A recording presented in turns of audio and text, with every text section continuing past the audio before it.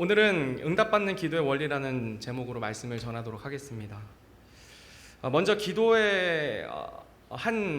기도라는 것의 정의를 내려보라고 한다면 먼저는 하나님과의 대화다라고 정의할 수 있을 것입니다. 하나님께서 기록된 성경을 통해 우리들에게 말씀하십니다. 우리는 기도를 통해 하나님께 또 말씀드리는 것인데요. 기도할 때 우리는 감사와 기쁨을 표현할 수 있지만 많은 경우 우리의 마음의 소원을 하나님께 아뢰입니다. 성경에서 기도는 부족이라는 단어에서 파생되었습니다. 무엇인가 우리에게 부족한 것, 우리가 할 수 없는 것, 우리의 필요에 대해서 하나님께 요청한다라는 의미입니다. 필요한 것을 하나님께 요청할 때는 하나님께서 우리의 필요를 채우실 수 있는 분이라는 믿음이 동반됩니다. 우리의 기도는 믿음에서 시작되는 것입니다. 믿음으로 하나님께 구할 때 하나님께서 응답하시는 역사를 우리는 성경 곳곳에서 발견할 수 있고 또 우리 주변의 믿음의 사람들을 통해서 그리고 나의 삶을 통해서 확인할 수 있습니다. 제가 이제 청년부를 맡게 되고 청년들과 교제하면서 함께 기도하는 제목들이 있습니다. 하나님께서 응답해 주시는 일들을 경험할 때마다 하나님께서 진짜 살아계시는구나. 그리고 우리의 기도를 들으신다는 것을 확실하게 됩니다.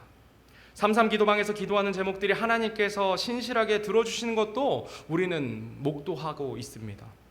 오늘은 많은 성경에 나와 있는 기도 이야기들 중에 사도행전 12장에 나오는 사건을 통해서 아무것도 할 수 없는 절망적인 상황에서 하나님께 기도했을 때 하나님께서 일하시는 그 모습에 대해서 살펴보도록 하겠습니다. 본문 1절에서 3절까지의 말씀을 다시 한번 읽겠습니다. 시작.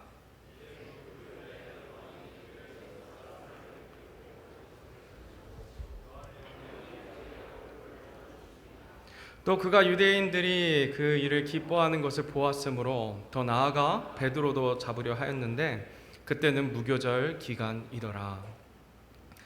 헤롯 아그리빠 왕은 초대교회 당시에 예루살렘을 통치하는 분봉왕이었습니다. 헤롯 왕은 자기가 다스리는 백성들을 섬기는 일에는 관심이 없는 왕이었습니다. 오직 그들 가운데서 인기를 얻고 권력을 유지하는 일에만 관심이 있는 왕이었습니다. 오늘날도 말하면 국민들이 정말 필요로 것에는 관심이 없고 대중들의 눈에 띄는 공약이나 보여주기식 정책으로 표를 얻으려고만 하는 그리고 뒤로는 온갖 기득권을 누리는 정치인들과 같은 사람이었습니다. 헤롯 왕은 당시 자신이 통치하는 예루살렘의 기득권 층이자 지지 기반인 유대인들의 인기를 얻기 원했습니다. 그래서 유대인들이 혐오하고 멸시하는 그리스도인들을 핍박하고 결국은 예수님의 12 제자 중 한 사람 또 요한의 형제 야고보를 칼로 죽이는 끔찍한 일을 행했습니다. 이 일로 유대인들이 기뻐했습니다. 헤롯 왕은 그 유대인들이 기뻐하니까 다음 타겟으로 예수님의 수제자인 베드로를 선택합니다. 4절 말씀에 보면 그가 그를 붙잡아 감옥에 가두고 군사가 내식인 내 소대에게 맡겨 지키게 하였으니 이것은 이스터가 지난 뒤에 그를 백성에게로 끌어내려 함이더라. 결국 베드로는 헤롯 왕의 손에 잡히게 됩니다. 헤롯 왕은 베드로가 갇혀있는 감옥 주변에 군사가 4명인 내 소대 총 16명이나 되는 많은 군인들을 베드로 한 명에게 배치시켰습니다. 그 이유에 대해서 좀 생각을 해보면 예수님의 부활 당시 부하들이 잠들었던 실패의 경험, 그리고 사도행전 5장에 나오는 베드로와 사도들이 감옥에 갇혔다가 탈옥했던 사건을 다시는 반복하고 싶지 않아서였을 것입니다. 자물쇠로 굳게 잠긴 감옥 문과 입구에 새로 된 문이 또 막고 있고 16명의 군사가 철저하게 베드로를 지키고 있는 상황입니다. 동료 사도인 야고보는 이미 헤롯에 의해 살해당했습니다. 이스터가 지난 뒤에 그를 백성에게로 끌어낸다는 의미는 유대교의 명절인 무교절 기간 중에는 사형을 집행할 수 없기 때문에 기간이 끝나면 사형을 집행한다는 의미입니다. 베드로는 며칠이 지나면 야고보와 같이 처형을 당하는 아무것도 할 수 없는 소망이 보이지 않는 상황이었습니다. 이런 절망적인 상황에서 교회의 성도들이 할 수 있었던 것은 아무것도 없습니다. 성도들이 헤롯 왕에게 가서 항의를 하거나 다른 정치적인 행동을 할 수 없었습니다. 유대인들은 그리스도인들이 눈에 가시였고 헤롯은 기득권층인 유대인들의 비유를 맞추기 위해서 그리스도인들을 핍박하고 있는 상황이었기 때문에 만약 그런 방법을 동원했다면 교회는 더더욱 큰 박해와 어려움을 겪어야 했을 것입니다. 오늘날 같으면 청와대 국민청원 게시판에 글을 올리거나 언론을 통해서 또 집회를 통해서 정부를 압박했을 수도 있을 것입니다. 그러나 초대교회 성도들은 아무것도 할 수 있는 것이 없었습니다. 제가 믿기로는 초대교회 성도들이 그걸 할 수 있었다고 해도 그렇게 하지 않았을 것 같습니다. 본문 5절 말씀 다시 한번 읽어보겠습니다. 시작. 그러므로 베드로는 감옥에 갇혔으나 교회는 그를 위하여 끊임없이 하나님께 기도하더라. 아멘. 말씀을 묵상하면서 스스로 아무것도 할 수 없다는 것이 참 복이라는 생각을 하게 됩니다. 아무것도 할 수 없어서 초대교회 성도들은 하나님만 바라봤습니다. 초대교회 성도들이 할 수 있는 것은 함께 모여서 하나님께 끊임없이 기도하는 것뿐이었습니다. 하나님께서는 성도들의 그 기도를 신실하게 응답하시는 하나님이 되십니다. 사도행전 방금 읽었던 7절에서 10절 말씀을 다시 한번 읽어보겠습니다. 시작. 보라, 주의 천사가 그에게 이르매 감옥 안에 한 광채가 빛나더라. 그가 베드로의 옆구리를 쳐 그를 일으켜 세우며 이르되 빨리 일어나라 하니 그의 사슬이 그의 손에서 풀려 떨어지더라. 천사가 그에게 이르되 띠를 띠고 내 신을 동여매라 하거늘 그가 그대로 하니 천사가 또 그에게 이르되 내 옷을 입고 나를 따라오라 하매. 여기까지 읽겠습니다. 베드로가 두 군사의 틈에서 두 사슬이 묶인 채 잠들어 있을 그때에 주의 천사가 나타나서 잠든 베드로의 옆구리를 쳐서 깨웠습니다. 그리고 사슬이 풀렸습니다. 그리고 두 개의 굳게 잠긴 문이 저절로 열리게 되고 그리고 베드로가 거리로 나오게 됩니다. 그리고 천사는 유유히 떠나갑니다. 이렇게 하나님께서는 놀랍게도 초대교회 성도들의 기도를 들어주십니다. 만일 이 이야기가 여기서 멈춘다고 해도 하나님께서 기도를 들어주셨다는 사실을 너무나 잘 드러낼 수 있었을 것입니다. 그러나 계속되는 사건들 속에서 초대교회 성도들은 이 모든 것이 옳게 하지 않았다라는 것을 우리가 다음 이어지는 사건 속에서 알 수 있는데요. 그들은 계속해서 열심히 한마음으로 기도하였습니다. 그런데 본인들이 그렇게 열심히 기도했음에도 불구하고 의심하기도 했습니다. 베드로나 교회 성도들이 모여서 기도하는 곳을 베드로가 이제 천사의 인도로 거리로 나와서 다시 그곳에 찾아가서 문을 두드리는데 로다라 하는 여자아이가 듣고 기도하는 사람들에게 가서 지금 베드로가 살아났습니다 이렇게 알렸습니다. 그런데 거기서 기도하던 그 교회 성도님들이 어떤 반응을 했습니까? 그 로다라는 여자아이가 미쳤다. 야, 어떻게 베드로가 지금 나오냐? 미쳤다 이렇게 이야기합니다. 로다가 참이라고 이야기를 해도 그들은 베드로가 아니라 그거 네가 본 건 천사다 이렇게 이야기를 합니다. 간절히 풀려날 것을 위해 기도했는데 정말 풀려났다고는 믿지 못했던 것 같습니다. 이 이야기는 초대교회 성도들도 우리와 똑같은 의심 많은 사람들이었다는 것을 보여줍니다. 그리고 그와 동시에 우리가 어떻게 기도해야 되는지도 잘 나타내 보여줍니다. 오늘 말씀을 통해서 나오는 몇 가지 기도의 원리를 한번 찾아보겠습니다. 그 첫 번째 기도의 원리는 우리 같이 한번 읽어보겠습니다. 시작. 가장 먼저 기도하자. 초대교회 성도들은 베드로가 감옥에 갇혔다는 소식을 듣자마자 어떻게 했습니까? 밖에 나가서 시위를 했습니까? 그렇지 않습니다. 듣자마자 간절히 기도하기 시작했습니다. 그러나 저를 포함한 대부분의 사람들은 어떤 상황이 있을 때 즉각적으로 기도하지 않는 것 같습니다. 내가 할 수 있는 모든 것 다 해보고 나서야 기도를 합니다. 예를 들어서 일주일 뒤에 월세를 내야 하는 상황인데 통장에 잔고가 없습니다. 그랬을 때 집에 뭐가 팔 것이 없나? 누구누구에게 돈을 빌려볼까 하면서 이리저리 생각하다가 이도 저도 안 되면 그때서야 기도하기 시작합니다. 이거 다른 사람이 아니라 제가 가게 할 때 이야기인데요. 그런데 그렇게 기도하면 하나님께서 어떻게 하시냐면 희한하게 딱 맞게 어떻게 주세요. 너무 신기한 게 그런 경험이 너무 많은데 그렇게 신실하게 우리의 기도를 응답하시는 하나님이 되십니다. 그러나 우리가 기억해야 하는 기도의 원리는 무엇이냐면 맨 나중에 하나님께 기도하는 게 아니라는 겁니다. 맨 먼저 하나님께 기도해야 한다는 것입니다. 두 번째 기도의 원리입니다. 두 번째 기도의 원리는 우리 같이 한번 넘겨주시고요. 같이 한번 읽어보겠습니다. 시작. 간절히 기도하자. 간절히 기도하는 것이 오늘 본문에 나와 있는 기도의 원리입니다.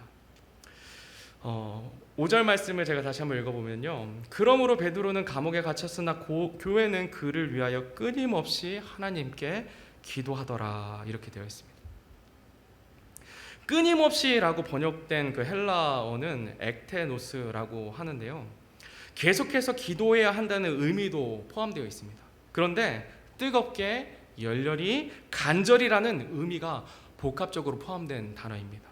심지어 몸부림치며 기도한다라고도 번역할 수 있는 단어인데요. 우리가 기도할 때 정말 간절한 마음으로 기도해야 한다는 것을 보여줍니다. 교회는 자신들의 영적인 지도자인 베드로를 위해서 초대교회 성도들은 정말 간절하게 몸부림치며 기도했습니다. 우리 주님께서는 성도의 간절한 기도를 들으시는 하나님이 되신다는 것입니다. 얼마 전 봄에, 몇 년 전 봄에 구령 세미나를 하던 기간에 저희 담임 목사님께서 장천공으로 응급실에 실려가시고 중환자실에 입원하셨던 것 기억나십니까? 저 정말 너무 간절하게 기도했습니다.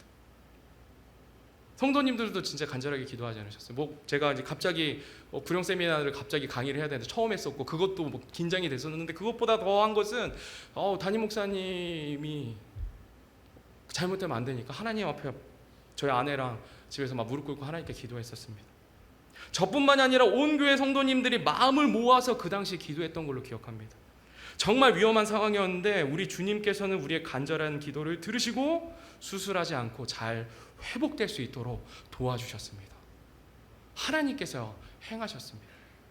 이와 같이 하나님께서는 우리의 간절한 기도를 들으시고 응답하시는 신실하신 하나님이 되십니다.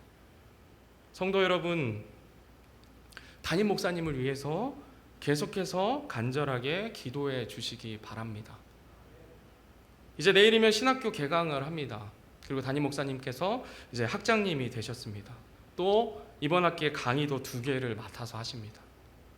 신학교 일과 교회 일을 감당하는 것은 정말 체력적으로, 정신적으로 정말 쉽지 않은 일입니다. 우리 주님께서 도와주셔서 이 모든 일을 영육간에 강건하게 잘 감당하실 수 있도록 저희 담임 목사님 위해서 여러분들의 기도가 필요합니다. 꼭 기도해 주시기 바랍니다. 아멘. 네. 세 번째 기도의 원리입니다. 세 번째 기도의 원리는 우리 세 번째 같이 한번 읽어보겠습니다. 시작. 끊임없이 기도하자. 세 번째 기도의 원리는 끊임없이 끈질기게 기도하는 것입니다. 간절하게 기도했습니다. 바로 그렇게 간절하게 우리가 기도하는 제목들이 있지 않습니까? 그런데 바로 응답되지 않아서 포기하는 경우가 우리들에게 종종 있습니다. 하나님은 우리의 시간이 아니라 하나님의 시간에 따라 우리의 기도에 응답하시는 하나님 되십니다. 예수님께서는 불의한 재판장의 집 문을 두드리는 과부의 비유에서 끈질기게 기도하라라고 명령하고 계십니다. 본문에 나오는 베드로는 처형을 코앞에 두고도 풀려나지 않는 상황입니다. 초대교회 성도들은 간절히 계속해서 기도했지만 우리 주님께서는 기도의 응답을 늦추셨고 하나님의 시간이 되었을 그때에 응답하셨습니다. 사랑하는 자의 구원을 위해서 오랜 세월 동안 기도해 왔다면 그것이 30년이 걸린다 할지라도 포기하지 말고 성도님들 계속 기도하셔야 됩니다. 아직 저희 부모님 그리고 장인어른을 비롯한 저희 많은 가족들이 아직 예수님 영접하지 못했습니다. 구원해 주실 때까지 끈질기게 계속 기도하고 때를 얻던지 못 얻던지 가서 복음 증거할 것입니다. 혹시 성도님들도 오랫동안 기도한 기도의 제목들이 있으십니까? 가족의 구원을 놓고도 지금도 기도하고 계십니까? 끈질기게 기도하시기 바랍니다. 그리고 간절하게 기도하시기 바랍니다. 주님의 때에 우리 하나님께서 반드시 신실하게 응답해 주실 것입니다. 네 번째 기도의 원리입니다. 네 번째 기도의 원리는 함께 모여서 한 마음으로 기도하는 것입니다. 오늘 본문 12절 말씀을 같이 한번 읽어보겠습니다. 시작. 12절입니다. 시작.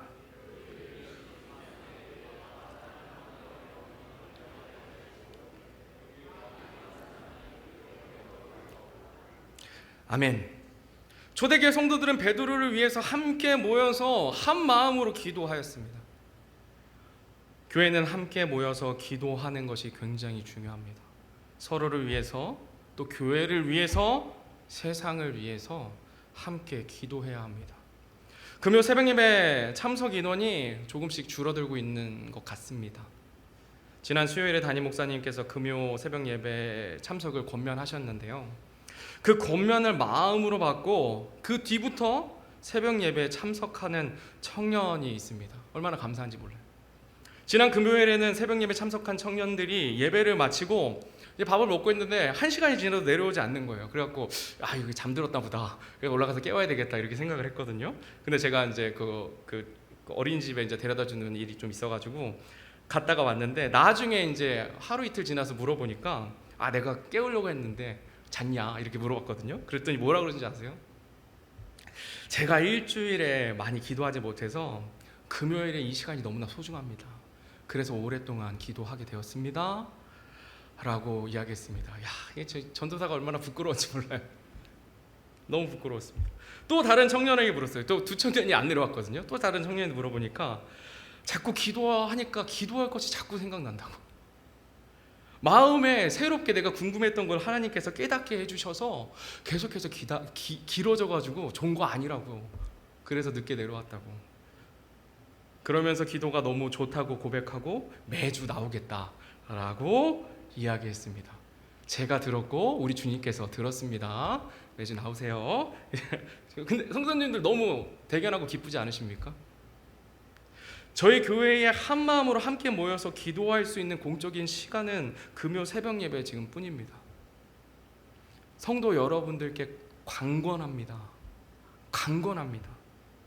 금요일에 나와서 함께 기도해 주십시오. 거리가 멀다면 유튜브로 함께 예배 드리고 함께 한 마음으로 기도해 주세요. 같은 시간에. 청년들에게도 강권합니다. 시간 되고 거리가 되시는 분들 나와주세요. 아멘. 아멘 좀 들렸습니다. 제가 누구 입모형으로도 봤어요. 네.